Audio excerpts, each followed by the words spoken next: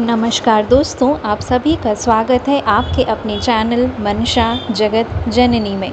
दोस्तों, आज हम भीमाशंकर ज्योतिर्लिंग के बारे में जानेंगे। भगवान शिव के 12 ज्योतिर्लिंग है, जिनमें से एक भीमाशंकर ज्योतिर्लिंग है। जिस मंदिर में यह ज्योतिर्लिंग है उसे मोटेश्वर महादेव के नाम से भी जाना जाता है।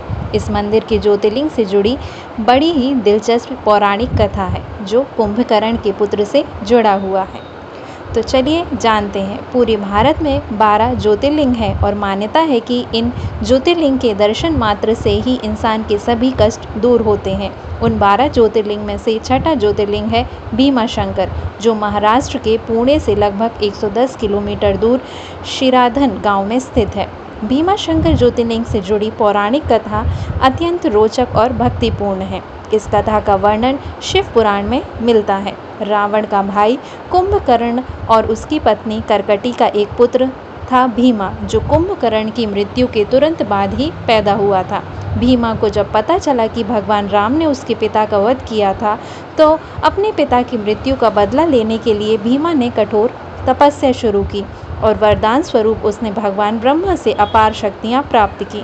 ब्रह्मा के वरदान से वह अजेय हो गया और देवताओं को कष्ट देने लगा।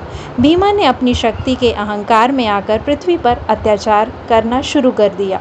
उसने कई ऋषियों और साधु संतों को परेशान किया। उसके भय से देवता भगवान शिव की शरण में गए और उनसे प्रार्थना की कि वे इस संकट को समाप्त करें।